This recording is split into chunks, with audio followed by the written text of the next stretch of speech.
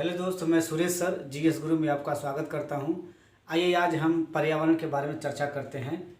पर्यावरण विश्व मंच पे पर्यावरण से संबंधित कुछ समझौते हुए जिसके बारे में हम चर्चा करेंगे, जैसे कि स्टॉकहोम समझौता। स्टॉकहोम समझौता कब और कहाँ हुआ? स्टॉकहोम क्या है? स्टॉकहोम स्वीडन की राजधानी है। 119 देशों ने इसमें भाग लिया था और यह विश्व का पहला पर्यावरण से संबंधित समझौता था। स्टॉकहोम जो था, स्टॉकहोम में जो पर्यावरण से संबंधित समझौता हुआ, यह विश्व का पहला पर्यावरण से संबंधित सम्मेलन था अर्थात समझौता था।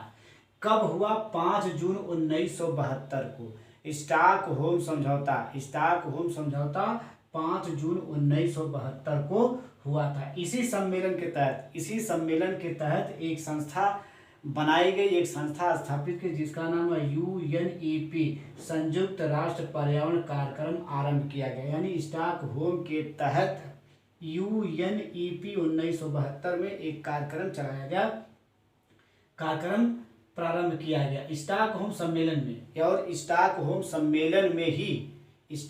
सम्मेलन में ही 5 जून को ही विश्व पर्यावरण दिवस मनाए जाने की घोषणा की गई। प्रत्येक वर्ष 5 जून को विश्व पर्यावरण दिवस मनाने की घोषणा की गई। अब देखा जाए, फिर दोबारा इसको रिपीट करते हैं। स्टॉकहोम कहाँ है? स्वीडन की राजधानी है।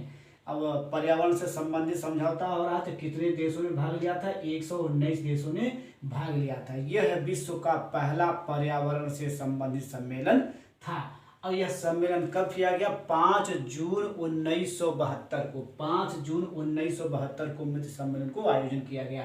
इसी सम्मेलन के तहत UNEP 1972 में UNEP अर्थात यूनियन नेशन इन्वायरमेंटल प्रोग्राम, संयुक्त राष्ट्र पर्यावरण कार्यक्रम प्रारंभ किया गया। और स्टॉकहोम सम्मेलन में ही 5 जून को, प्रत्येक वर्ष 5 जून को विश्व पर्यावरण दिवस मनाने की घोषणा की गई। क्या किया गया कि 5 जून को प्रत्येक वर्ष विश्व पर्यावरण दिवस मनाया जाएगा। अगला सम्मेलन है रियो सम्मेलन 1992। रियो सम्मेलन 1992 कहाँ हुआ? ब्राजील में। रियो कहाँ है? रियो डी जेनेरियो, पूरा नाम है रियो डी जेनेरियो। ये कहाँ है? ब्राजील का एक शहर है जहाँ पे रियो सम्मेलन हुआ था। 1992। अच्छा, इसे पृथ्वी सम्मेलन भी कहा जाता है। इसे किस नाम से जाना जाता है? पृथ्वी सम्मेलन के नाम से जाना जाता है। इसी सम्मेलन में निर्णय लिया गया। इसी सम्मेलन के बाद अर्थात इसी सम्मेलन में निर्णय लिया गया जो 2 वर्ष बाद 1994 में UNFCCC कार्यक्रम चलाया गया। यानी United nation framework convention of climate change अस्तित्व में आया। यानी रियो सम्मेलन के अंतर्गत ही ये सम्मेलन हुआ 1992 में, लेकिन 1994 में UNFCCC अस्तित्व में आया था। अब देखा जा UNFCCC के अंतर्गत इसी संगठन, इसी अस्तित्व यानी 94 में जो UNFCCC की स्थापना की गई या प्रोग्राम चलाया गया, इसी प्रोग्राम के तहत कॉप सम्मेलन होता है। कॉप यानी क्या है? Conference of party. यानी क्या है कि रियो सम्मेलन में जितने सदस्य भाग लिए थे उन सदस्यों का क्या हुआ? कॉन्फ्रेंस ऑफ पार्टी की जा रही थी। प्रत्येक वर्ष मतलब कभी कभी की जा रही थी। तो और क्या है, इसी सम्मेलन रियो सम्मेलन में क्या किया गया? एक मुद्दा रखा गया, एजेंडा। मुद्दे तो बहुत सारे थे, पर्यावरण से संबंधित बहुत सारे मुद्दे थे, लेकिन मुख्य मुद्दा क्या? एजेंडा 21 को लागू किया गया। अब एजेंडा 21 क्या है? एजेंडा 21 के तहत विश्व के सभी क्षेत्रों में पर्यावरण संबंधित कार्यक्रम चलाया गया। अर्थात कहा जाता है रियो सम्मेलन में एजेंडा बहुत था। तो मुख्य एजेंडा क्या? एजेंडा 21 है। एजेंडा 21 के तहत विश्व के सभी क्षेत्रों में पर्यावरण संबंधित कार्यक्रम चलाया जाएगा अर्थात चलाया गया। अगला है क्योटो प्रोटोकॉल क्योटो प्रोटोकॉल सम्मेलन। क्योटो क्या है?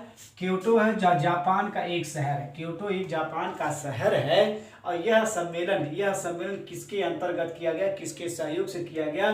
UNFCCC, यानी इसे UNFCCC के सहयोग से 11 दिसंबर 1997 में क्या किया? क्योटो प्रोटोकॉल सम्मेलन किया गया। अब इस सम्मेलन का मुख्य उद्देश्य, इस सम्मेलन का मुख्य उद्देश्य दोस्त क्या है? ग्रीन हाउस गैस उत्सर्जन में कमी करना है। ग्रीन हाउस गैस उत्सर्जन में कमी करना। यह लागू कब किया गया? 2005 में लागू किया। ये क्वेश्चन कई बार पूछ चुका है। क्योटो प्रोटोकॉल का संबंध किससे है? ग्रीन हाउस गैस से, वो गैस उत्सर्जन से संबंधित कब किया गया?